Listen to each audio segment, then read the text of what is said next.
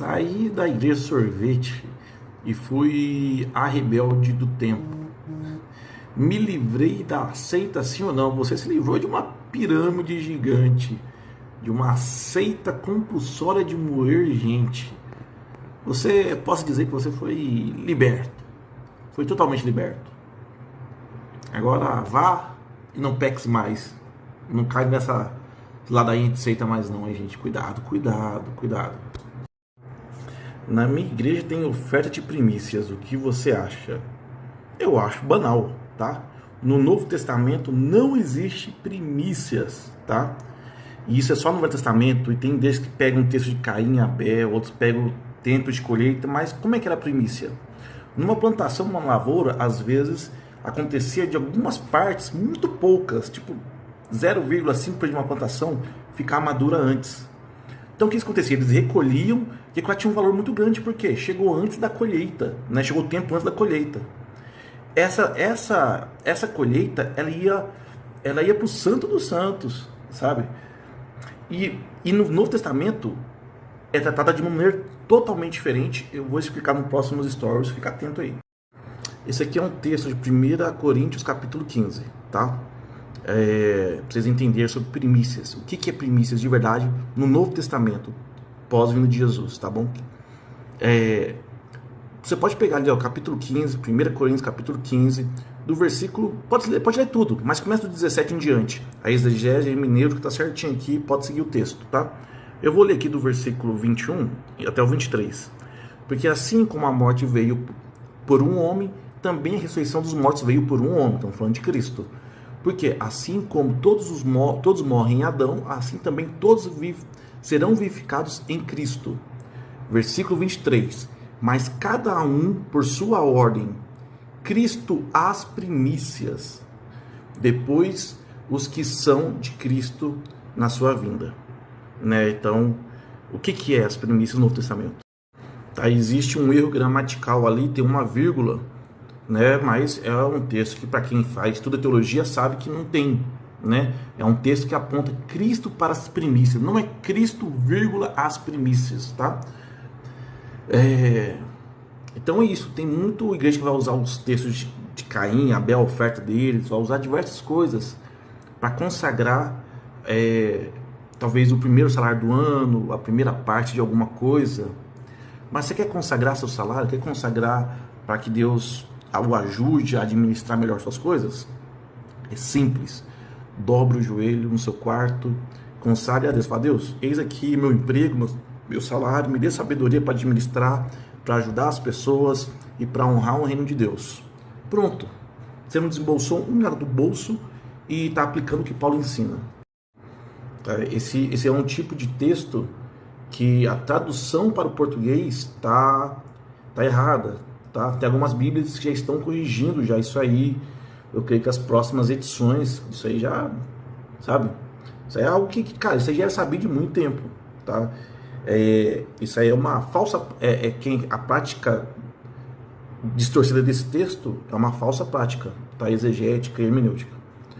Então, esse é o meu pensamento sobre as primícias. Não há necessidade. E isso, se a igreja não trabalha verdadeiramente a palavra, né, tem uma intenção por trás ali e que talvez não queiram falar. E aí você tem que perguntar para a sua liderança. Se a sua igreja tem isso, pergunta qual a destinação dessas primícias, para onde que vão, o que vai ser aplicado. Eu penso que seria muito mais honesto uma igreja chamar, né, fazer uma chamada com os membros para a galera. Vamos fazer umas primícias, sei lá, acho que essa nem é a palavra ideal, talvez nem deveria usar essa palavra. Mas falar, cara, das necessidades da igreja, a importância, qual o destino, vamos investir nisso, põe a igreja para participar, para votar, tá? Uma igreja que a membresia não faz parte das decisões, cara, é perigoso. Em caso dessa igreja não ser honesta para onde vai ser aplicado o dinheiro que é entregue, seja doação, seja dízimo, seja oferta, né? É importante ter algum lugar com acesso à aplicação desse dinheiro, né? Senão, como é que você vai confiar numa igreja que não expõe para onde está indo o dinheiro aplicado?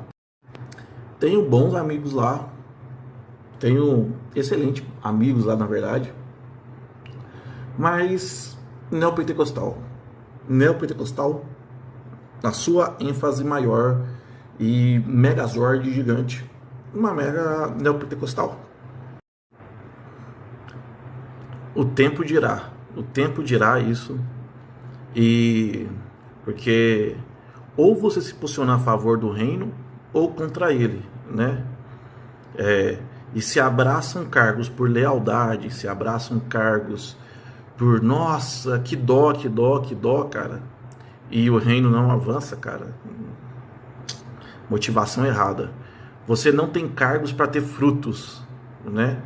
Dentro da montagem de uma igreja, os frutos vêm antes dos cargos. Não se põe pessoas sem fruto em cargos, e nem pessoas que não saibam lidar com pessoas. Quer cargo numa igreja? Tem que aprender a amar pessoas, tem que aprender a discipular, tem que aprender.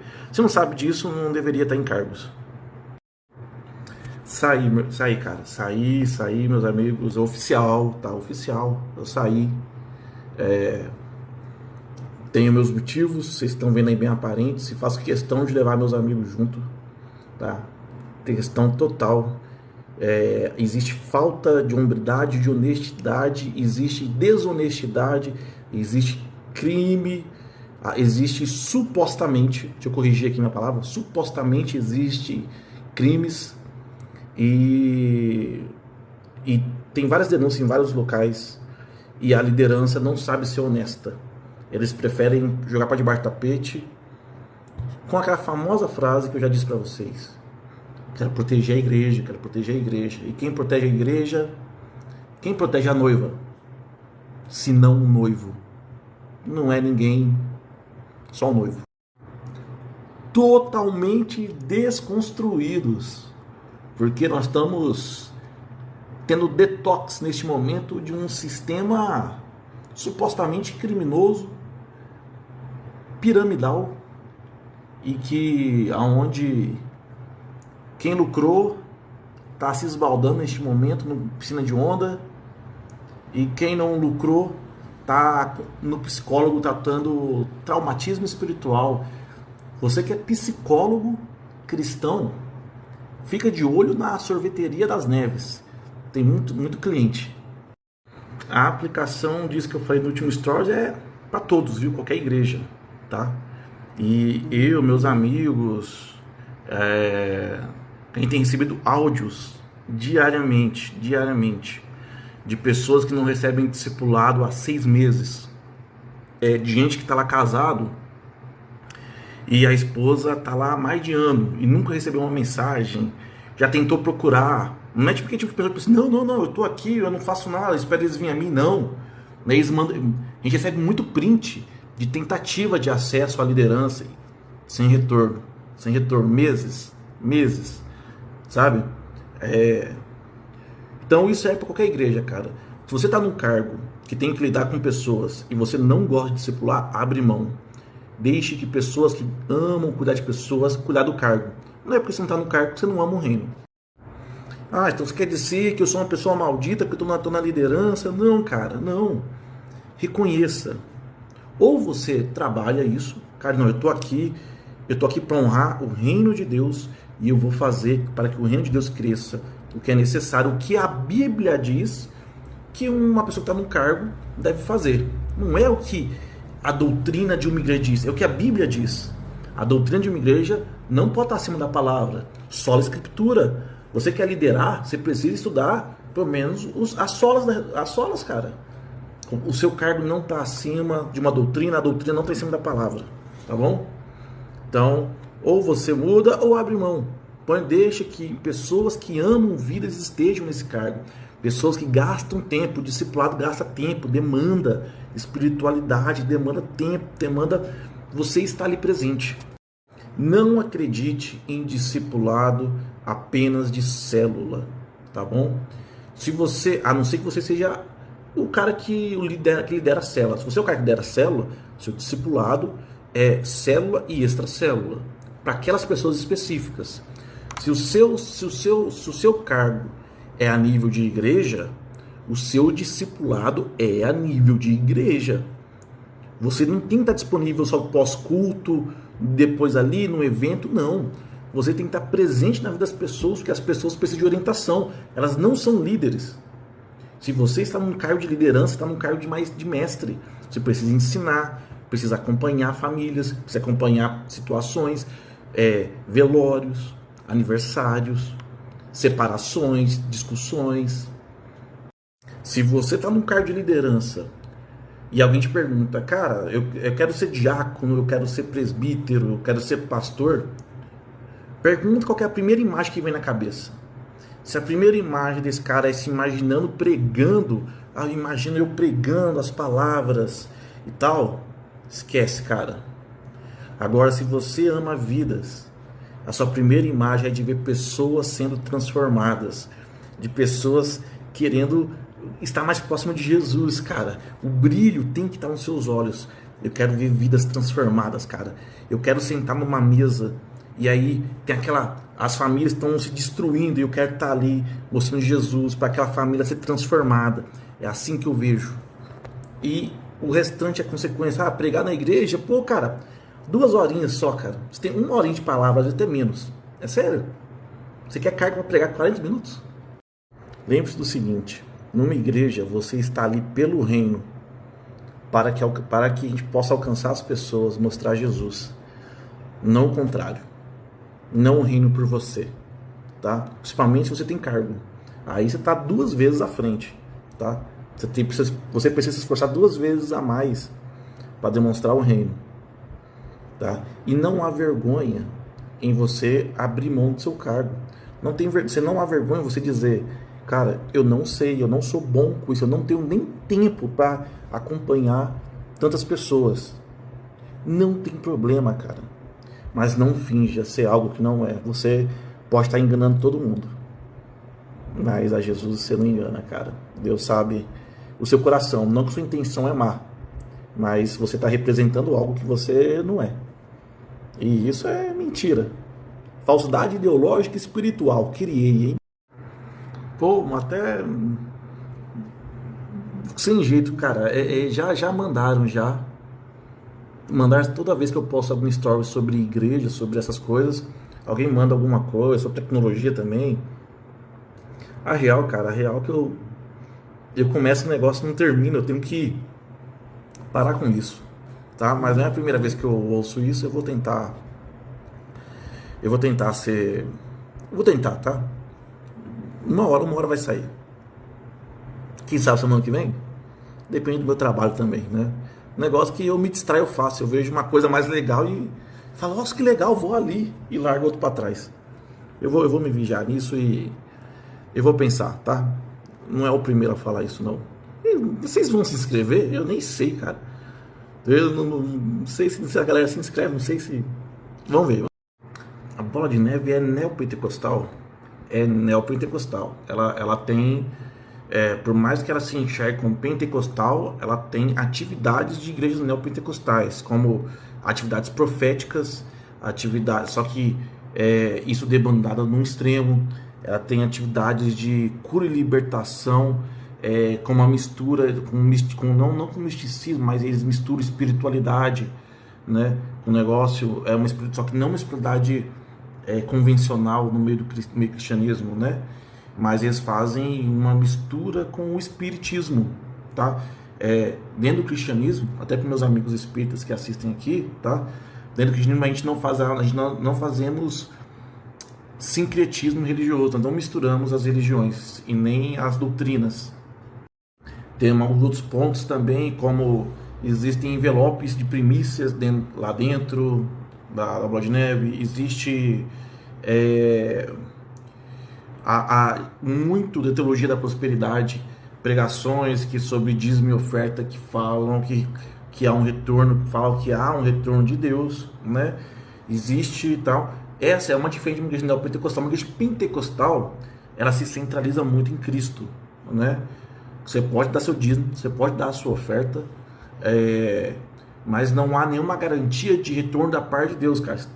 Na minha opinião, eu, Rui, a melhor maneira de se participar de uma igreja é através do dízimo e oferta. É você participar ali, estar envolvido nisso.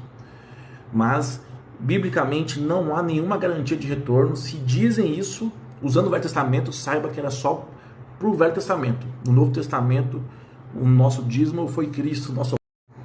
Atualmente nós estamos conhecendo algumas igrejas. Estou participando de uma célula, tá? Ainda não decidimos igreja nenhuma.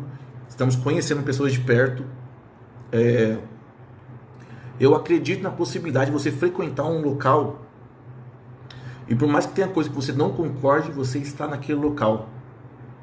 As pessoas ao seu redor podem ser mais bênçãos do que a estrutura como um todo, entende? Mas atualmente eu recomendo algumas igrejas como a Metodista, a Presbiteriana, recomendo Ministério pela Cruz, recomendo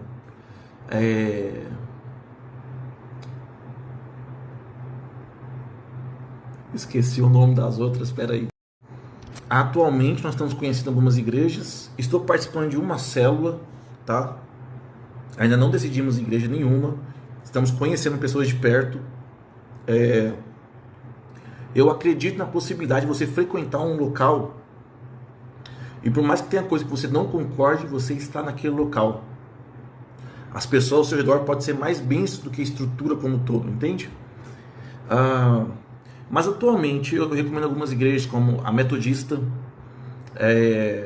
a Presbiteriana, recomendo Ministério pela Cruz, recomendo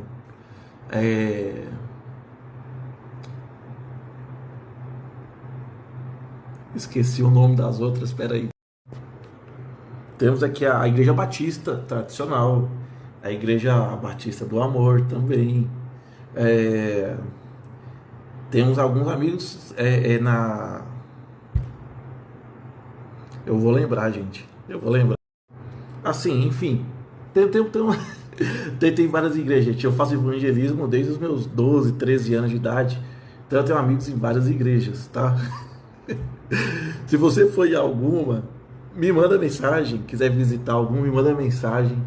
Que se eu tiver algum amigo lá, eu te mando receber. Porque a principal dificuldade de sair de uma igreja é começar em outra com amizades. Se tiver alguém para te receber, pô, já facilita muito, meio caminho andado. A cela que eu tô atualmente é uma cela de casais, mas também pode ser solteiro. Eu tô amando, tá? A galera ali é muito legal.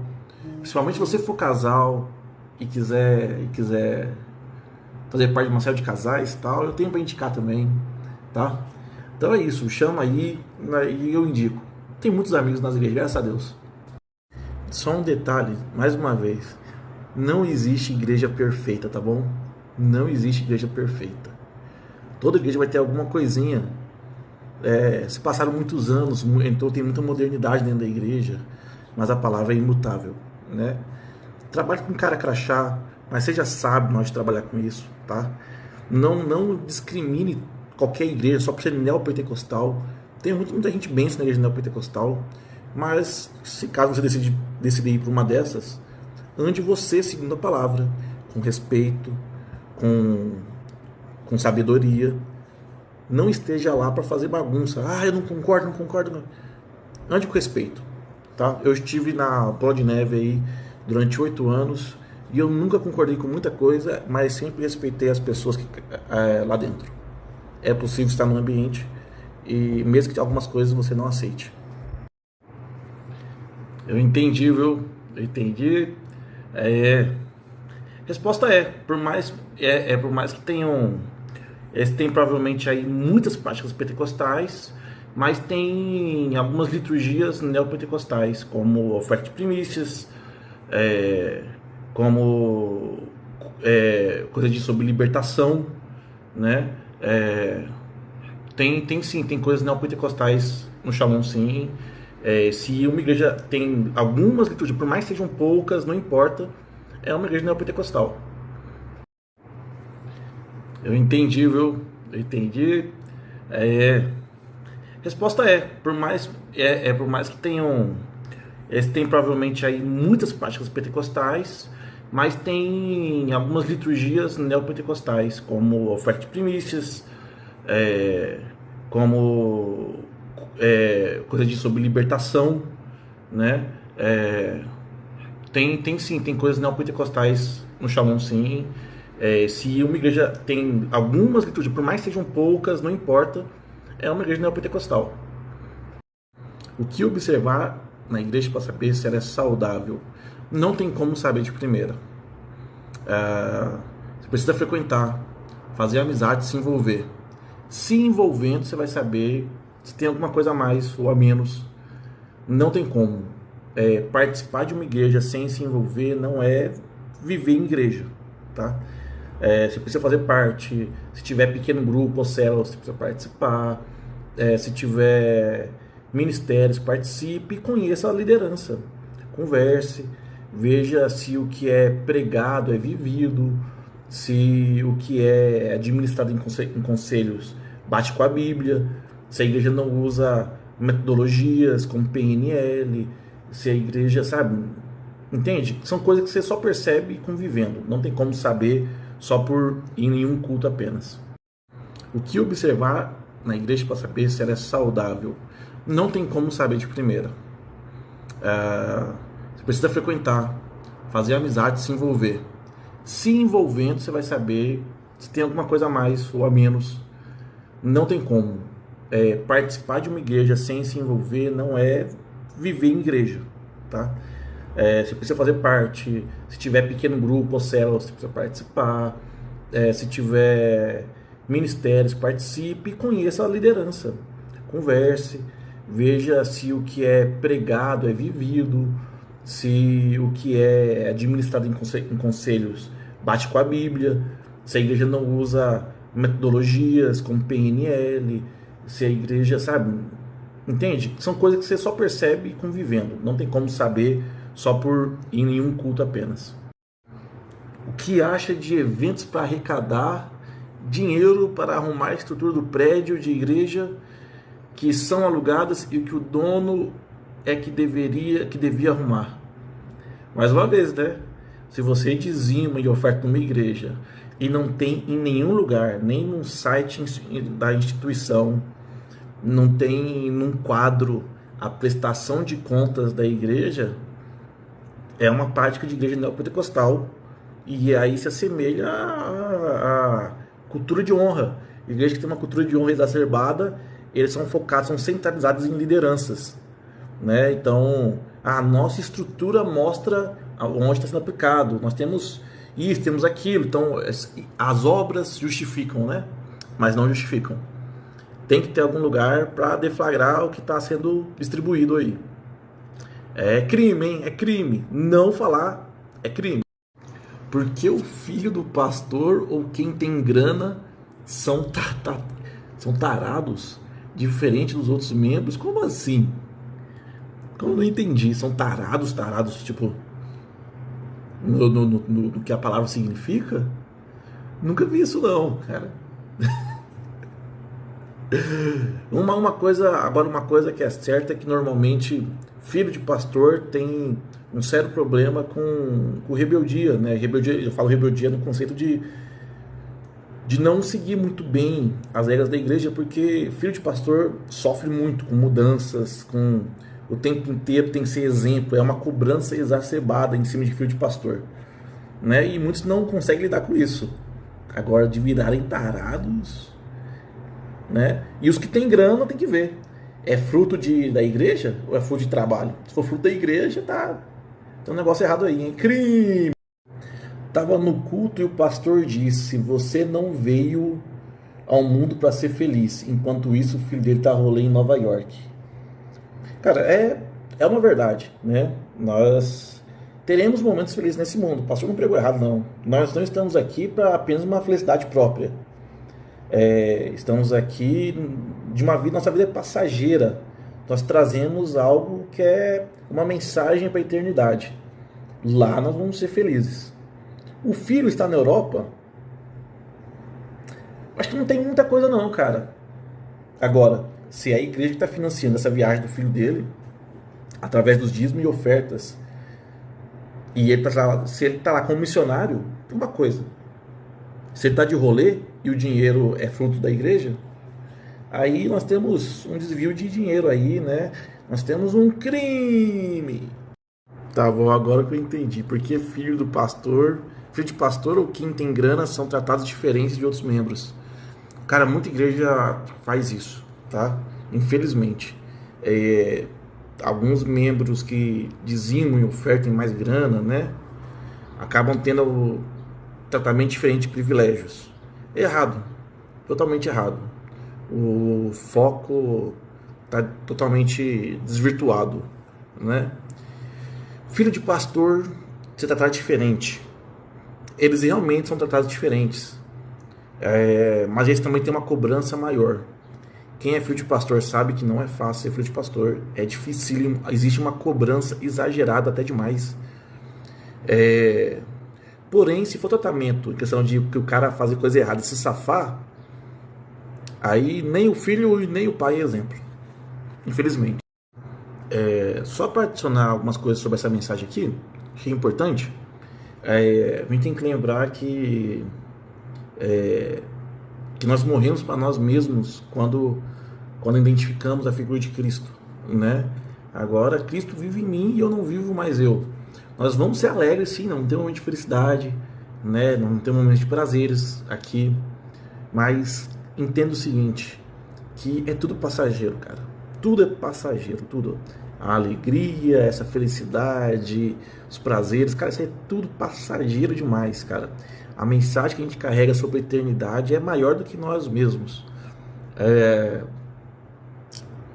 E avisa pro filho desse cara aí que tá em Nova York, que também é passageira.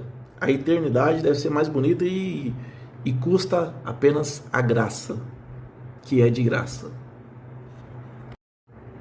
Como identificar os frutos de uma liderança, cara? Pergunta mal intencionada, viu? Tá? Mas como se identifica isso, cara? Você vê mansidão, também posso ter os frutos do Espírito. E você tem os frutos do dia a dia, da convivência em igreja, cara. Quando você fala de líderes, você está falando de líderes de célula, diáconos, no geral. Vou pegar aqui em cima de diáconos, presbíteros e pastores, né? Que são quem ordena a casa. Cara, essas pessoas são cercadas de pessoas que acompanham elas. Pessoas que as respeitam não só pelo cargo, mas pela representatividade de Cristo na vida delas. Existe um testemunho externo muito forte. Você vai ver ali que em frutos sobre uma liderança não está alinhado a atividades da doutrina da igreja. Por exemplo, como é que você sabe que um líder é bom? Porque todo mundo honra ele. Mas porque a igreja tem cultura de honra. Porque o pastor gosta muito dele. Mas você tem lealdade entre homens, né? Os frutos sobre uma liderança falam muito mais sobre o aspecto de reino, tá? Pessoas, o testemunho dele, a pregação, quando você vive com a palavra, você consegue perceber nitidamente uma pessoa que vive o que prega e a outra que prega o que não vive. E você fala, mas peraí, eu nunca vi essa pessoa fazendo isso. Como é que ela está pregando sobre algo que a gente nunca viu essa mesma pessoa fazer? Entende? Isso vai dizer muito mais. As pregações de uma liderança que tem fruto, ela diz muito mais sobre um contexto que a igreja vive. Não que não é que seja uma regra de pregação, entende? Compreenda que essa pessoa que tem os frutos numa liderança, né, ela não precisa sobrepor ninguém. Ela não precisa dar carteirada. Ela é humilde em falar, ela é humilde em ouvir.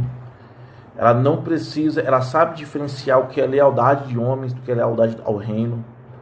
Ela não põe valores e princípios acima das coisas dela mesma, né? E isso, quando eu falo de não pôr, eu estou falando que ela não sobrepõe as coisas, entende? Ela separa o que é do reino e o que é dela. Ela dá o que é de César e dá o que é de Deus a Deus. Isso vai dizer muito mais. As pregações de uma liderança que tem fruto, ela diz muito mais sobre um contexto que a igreja vive. Não que ação, não é que seja uma regra de pregação, entende?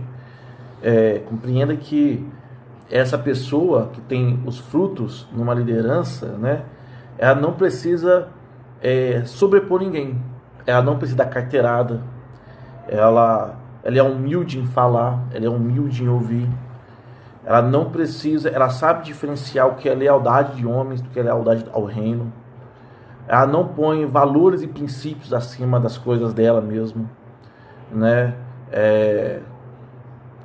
E isso, quando eu falo de não pôr, eu estou falando que ela não sobrepõe as coisas, entende? Ela separa o que é do reino e o que é dela. Ela dá o que é de César e dá o que é de Deus a Deus. Não é um tipo de líder Superman, Mulher Maravilha, impecável. Eu sou impecaminável. Um bom líder, ele sabe assumir seus pecados. Ele sabe, gente, eu sou falho nisso, eu peco nisso. Eu tenho que pedir perdão. Eu me reúno com meus líderes para pedir perdão. Cara, eu conheço líderes que não... Cara, entre eu e os meus amigos, cara, que são cristãos, cara, a gente confessa pecados, a gente se abre, a gente pede perdão, a gente assume as coisas. Eu conheço gente que elabora, que simplesmente elabora teatros para fingir uma humildade. Entende? Você consegue identificar essas coisas numa liderança com bons frutos. Então, e numa que não tem fruto, você fala, cara, esse cara tá falando de algo que a gente nunca viu. Mas espera aí, eu conheço pessoas que trabalham com essa pessoa. Eles não falam disso dela. E agora acabou as perguntas. Não tem pergunta ainda. Nossa, vocês mandam. Agora, depois das 2 da tarde, mandaram umas perguntas aí doideira, viu? Mal intencionados, canalhas, sendo aí. Respondi algumas aí que eu sabia que foram mais. Principalmente você, que começa com V e tem um sobrenome que termina com A. Você foi mal intencionado. Eu sei que você foi mal intencionado. Muita pergunta, sai acabando a bateria. E é isso aí. Tá bom. Daqui uns 3 dias eu abro mais uma. Pergunte aí. Até lá, trabalhe com a verdade. Se a sua igreja trabalha com meias verdades, quer dizer que ela trabalha com meias mentiras. E quem trabalha com meias mentiras, trabalha com mentiras fortes. Porque um homem tende muito mais ao pecado. Entende?